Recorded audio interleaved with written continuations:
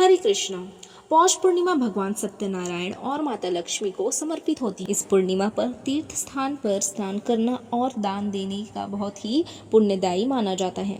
Hindu calendar के अनुसार पौष माह के शुक्ल पक्ष की पूर्णिमा को पौष पूर्णिमा कहा जाता है। हमारे पुराणों में इस दिन व्रत रखने, तीर्थ यात्रा करने और जरूरतमंदों को दान देने का बहुत ही महत्वपूर्ण बताया गया है। और साल 2025 में आने वाली पौष पूर्णिमा का व्रत 13 जनवरी सोमवार को रखा जाएगा। यह पूर्णिमा स्नान और दान करने के लिए अति शुभ मानी जाती है। साथ ही हमारे पुराणों में उल्लेख मिलता है कि इस दिन हरी सब्जियों और वनस्पतियों की देवी कही जाने वाली माँ शाकंभरी का जन्म हुआ था। माँ शाकंभरी देवी भगवती का स्वरूप है और उन्हीं के आशीर्वाद से हमारे जीवन में अन्न, जल और वनस्पतियों की कभी कमी नहीं होती। इसलिए इस दिन को शाकंभरी जयंती के रूप में भी मनाया जाता है। और इस पूर्णिमा के अगले दिन से ही माघ मास की शुरुआत हो जाती है और पौष पूर्णिमा से माघ पूर्णिमा तक भक्तगण पूरे महीने गंगा, यमुना या अपने आसपास के पवित्र नदियों में जल से जाकर प्रातः ब्रह्म मुहूर्त में स्नान करते हैं। इतने कठिन मौसम में नदी में स्नान करना किसी तपस्या से कम नहीं होता है तथा अधिकांश लोग इस दिन अपने घर में सत्यनारायण जी की कथा भी करवाते हैं। इसी के साथ साथ चलिए अब हम सुनते हैं पौष पूर्णिमा के व्रत की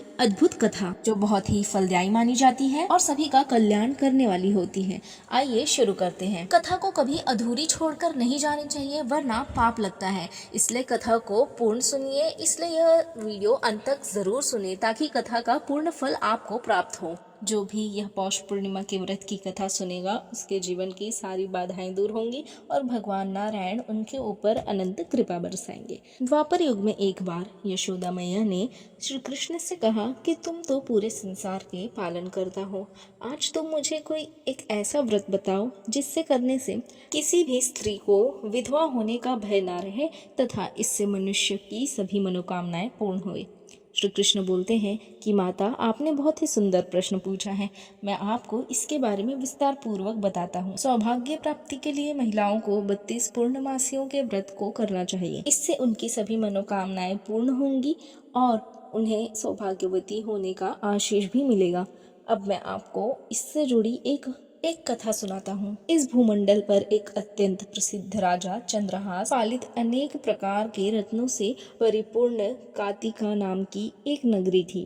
वहाँ पर धनेश्वर नाम का एक ब्राह्मण था और उसकी स्त्री अति सुशीला रूपवती थी। दोनों ही उस नगरी में बड़े प्रेम से रहा करते थे। घर में किसी भी प्रकार से धन धान्य की बिल्कुल कमी नहीं थी, लेकिन उनको एक बहुत ही बड़ा दुख था कि उनकी कोई संतान नहीं थी। इस कष्ट से वे अत्यंत दुखी रहा करते थे। एक दिन एक बड़ा तपस्वी योगी उस नगरी में आया। वह योगी उस ब्राह्मण के घर को छोड़कर अन्य सब घरों में भिक्षा लाकर भोजन किया करता था, लेकिन रूपवती से वह भिक्षा नहीं लिया करता था। एक समय वह किसी अन्य घर से भिक्षा लेकर गंगा किनारे जाकर भिक्षान को प्रेम पूर्वक खा रहा था। तभी धनेश्वर ने योगी को देखा और अपनी भिक्षा के अनादर से दुखी होकर योगी से बोला, महात्मा, आप सब घर में भिक्षा लेते हैं, परंतु मेरे घर में भिक्षा क्यों नहीं लेते? कभी नहीं लेते आप भिक्षा हमारे घर में, इसका कारण क्या है?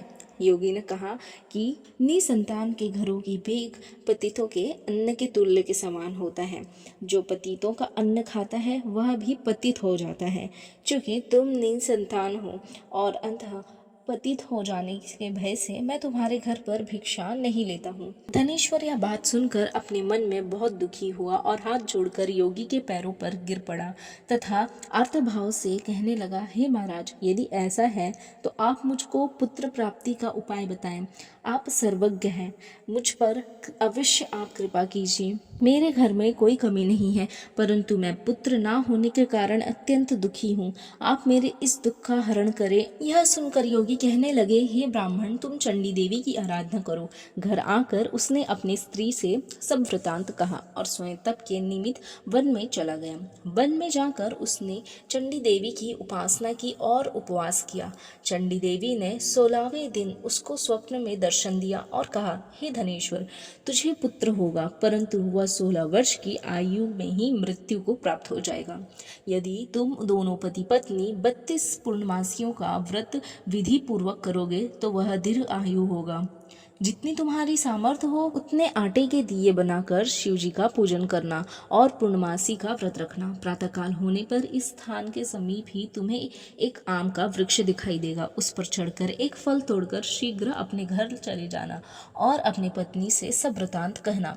जब वह श्री शंकर जी का ध्यान करके उस फल को खा लेगी तब भगवान शंकर की कृपा से वह गर्भवती हो जाएगी। जब वह ब्राह्मण प्रातःकाल उठा तो उसने उस स्थान पर एक आम का वृक्ष देखा जिस पर एक आम का फल लगा हुआ था। उस ब्राह्मण ने उस आम के वृक्ष पर चढ़कर उस फल को तोड़ने का प्रयत्न किया, परंतु कई बार प्रयत्न करने पर भी वह वृक्ष पर न चढ़ पाया। तब उस ब्राह्मण को बहुत चिंता हुई और वह विघ्न विनाशक श्री गणेश की वंदना करने लगा और बोला, हे दीनाधीश, आप सभी भक्तों के विघ्न को नाश करते हो, आप सभी दुष्टों का नाश करने वाले हैं, रिद्धि सिद्धि के दाता हैं। आप मुझ पर कृपा करके इतना बल दें कि मैं इस मनोरथ को पूर्ण कर सकूं। इस प्रकार गणेश जी की प्रार्थना करने पर उनकी कृपा से धनेश्वर वृक्ष पर चढ़ गया और उसने एक अति सुंदर आम का फल देखा। उसने विचार किया कि वरदान से मिला फल तो यही है और कोई फल दिखाई नहीं देता। उस धनेश्वर ब्राह्मण ने जल्दी से उस फल को तोड़कर अपनी स्त्री के पास लेकर गया और उसकी स्त्री ने अपने पति के कथा अनुसार उस फल को खा लिया। इसके पश्चात वह गर्भवती हो गई। देवी जी की कृपा से उसे एक अत्यंत सुंदर पुत्र प्राप्त हुआ जिसका नाम उन्होंने देवदास रखा। माता पिता के हर्ष और शोक के साथ वह बालक शुक्ल पक्ष के चंद्रमा की भांति बढ़ने लगा। भवानी की कृपा से बालक बहुत ही सुंदर, सुशील और पढ़ने में बहुत ही निपुण हो गया। चंडी देवी की आज्ञा अनुसार उसके माता पिता ने 32 पूर्णमासी का व्रत रखना प्रारंभ कर दिया था जिससे उसका पुत्र दीर्घ आयु हो जाए। 16वां वर्ष लगते ही देवदास के माता पिता को बड़ी चिंता होने लगी कि उनके पुत्र की इस वर्ष मृत्यु ना हो जाए। इसीलिए उन्होंने अपने मन में विचार किया कि यदि यह दुर्घटना उनके सामने हो गई तो वे कैसे सहन कर सकेंगे। उन्होंने देवदास के मामा को बुलाया और कहा कि हमारी इच्छा है कि देवदास 1 वर्ष तक काशी में जाकर विद्या अर्जन करे और हम उसको अकेला भी नहीं छोड़ना चाहते, इसलिए साथ में तुम चले जाओ और 1 वर्ष के पश्चात इसको वापस लौटा लाना। सब प्रबंध करके उसके माता पिता ने काशी जाने के लिए देवदास को एक घोड़े पर बैठाकर उसके मामा के साथ विदा कर दिया। धनेश्वर ने अपनी पत्नी के साथ अपने पुत्र की मंगल कामना तथा दीर्घायु के लिए भगवती दुर्गा की आराधना की और पूर्णमासियों का व्रत करना आरंभ कर दिया। इस प्रकार उन्होंने 32 पूर्णमासियों का व्रत पूरा किया। कुछ समय पश्चात एक दिन वह दोनों मामा और भांजा मार्ग में रात्रि बिताने के लिए किसी ग्राम में ठहरे हुए थे। उस दिन उस गांव में एक ब्राह्मण की अत्यंत सुंदर, सुशील, विदुषी और गुणवती कन्या का विवाह होने वाला था। जिस धर्मशाला के अंदर वर और उसकी बारात ठहरी हुई थी उसी धर्मशाला में देवदास और उसके मामा भी ठहरे हुए थे। संयोगवश कन्या को तेल आदि चढ़ाकर मंडप आदि का कृत्य किया जा रहा था, लेकिन लग्न के समय वर को धनुर्वात मतलब एक वायु रोग जिसमें शरीर धनुष की तरह झुककर टेढ़ा हो जाता है और उसी तरह धनुर्वत रोग की तरह हो गया वह वर।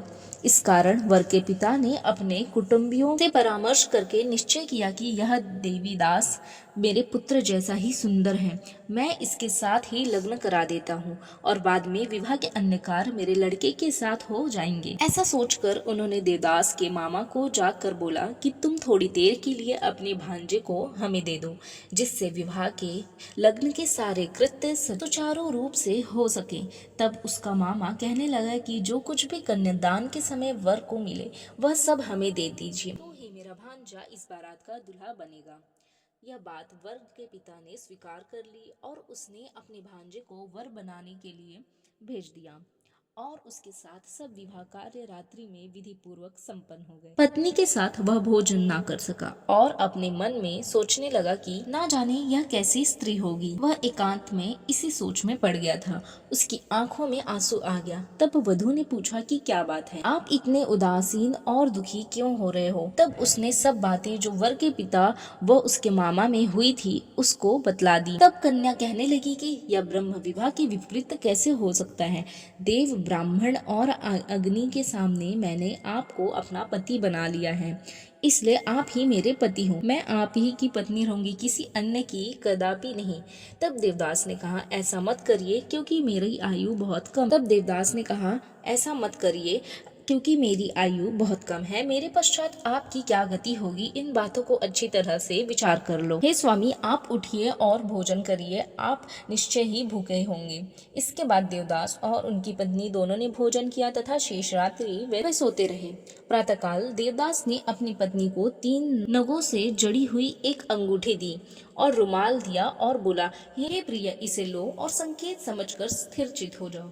मेरा मरण और जीवन जानने के लिए एक पुष्प वाटिका बना लो, उसमें सुगंधी वाली 9 मल्लिका लगा लो, उसको प्रतिदिन जल से सींचा करो और आनंद से खेलो कूदो तथा उत्सव मनाओ। जिस समय और जिस दिन मेरा प्राण अंत होगा, यह फूल सूख जाएगा और जब यह फिर हरे हो जाएंगे तो जान लेना कि मैं जीवित हूँ। यह समझाकर वह चला गया। प्रातः काल होते ही वहाँ पर गाजे बाजे बजने लगे और जिस समय विवाह के कार्य समाप्त करने के लिए वर तथा सब बाराती मंडप में आए तो कन्या ने वर को भली प्रकार से देखकर अपने पति से कहा, यह मेरा पति नहीं है, मेरा पति वही है जिसके साथ सत्र में प्राणी ग्रहण हुआ था, इसके साथ मेरा विवाह नहीं हुआ है।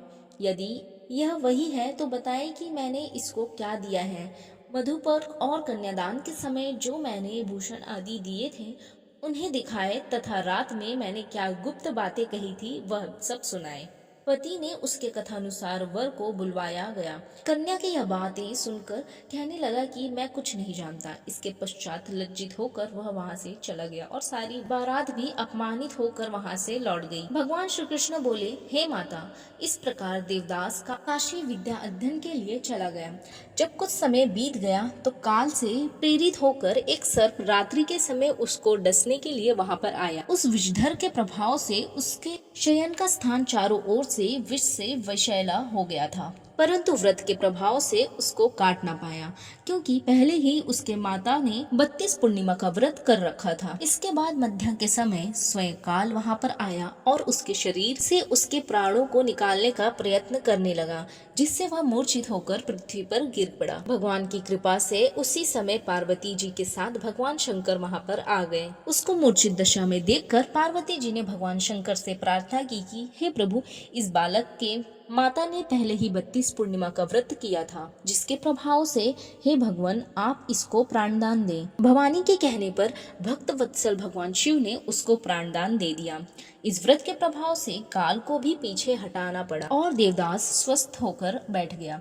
उधर उसकी स्त्री उसके काल की प्रतीक्षा किया करती थी। जब उसने देखा कि उस पुष्प वाटिका में पत्र पुष्प कुछ भी नहीं रहे तो उसको अत्यंत आश्चर्य हुआ और जब वह वैसे ही हरी भरी हो गई तो वह जान गई कि वह जीवित हो गए हैं। यह देखकर बहुत प्रसन्न मन से वह अपने पिता से कहने लगी, पिताजी, मेरे पति जीवित हैं, आप उनको ढूंढना शुरू करें। जब 16वां वर्ष व्यतीत हो गया तो देवदास भी अपने मामा के साथ काशी से चल दिया। इधर उसके ससुर उसे ढूंढने के लिए अपने घर से जाने वाले ही थे कि वह दोनों मामा भांजा वहां पर आ गए। देवदास को आता देखकर उसका ससुर बड़ी प्रसन्नता के साथ अपने घर में ले आया। उस समय नगर के निवासी भी वहां पर इकट्ठे हो गए और सबने निश्चय किया कि अवश्य ही इसी बालक के साथ इस कन्या का विवाह हुआ था। उस बालक को जब कन्या ने देखा तो पहचान लिया और कहा कि यह तो वही है जो संकेत करके गया था। तदुपरांत सभी कहने लगे कि भला हुआ जो यहाँ आ गया। श्री कृष्ण यशोदा मैया से कहने लगे, इस प्रकार धनेश्वर 32 पूर्णिमाओं के व्रत के प्रभाव से पुत्रवान हो गया। जो भी स्त्री इस व्रत को करती है वे जन्म जन्मांतर में वैधवा का दुख नहीं भोगती और सदा सौभाग्यवती रहती है। यह मेरा वचन है, इसमें कोई संदेह नहीं है। यह व्रत पुत्र पौत्रों को देने वाला तथा संपूर्ण मनोकामनाओं को पूर्ण करने वाला है। 32 पूर्णिमाओं के व्रत करने से व्रती की सभी इच्छाएं भगवान शिव जी पूर्ण करते हैं। पौष पूर्णिमा के दिन किया गया व्रत, उपवास, पूजा पाठ और स्नान दान मनुष्य को सभी पापों से मुक्ति दिलाने वाला होता है। यदि आप किसी कारणवश व्रत ना कर पा रहे तो भी अन्नदान अवश्य करें।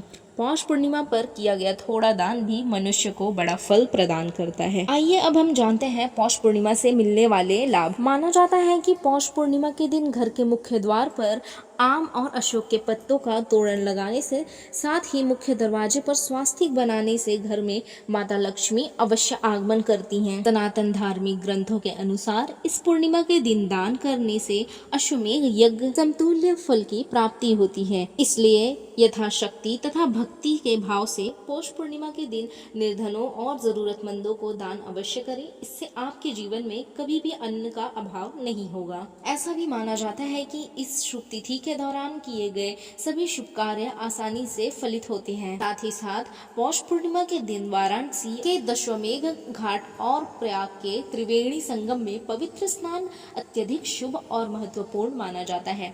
ऐसा माना जाता है कि पौष पूर्णिमा के शुभ दिन पर पवित्र डुबकी आत्मा को जन्म और मृत्यु के निरंतर चक्र से मुक्त कर देती है। और यह विशेष उपाय जो मैं आपको बताने जा रही हूँ वह ध्यान से सुनिए। पौष पूर्णिमा के शुभ अवसर पर यदि आप किसी तीर्थ की यात्रा ना कर पाए तो अपने घर में ही पानी में गंगा जल मिलाकर स्नान करें। इसके बाद सूर्य देव को जल से अर्घ्य अवश्य दें, क्योंकि यह तीर्थ स्नान का अभिन्न अंग होता है।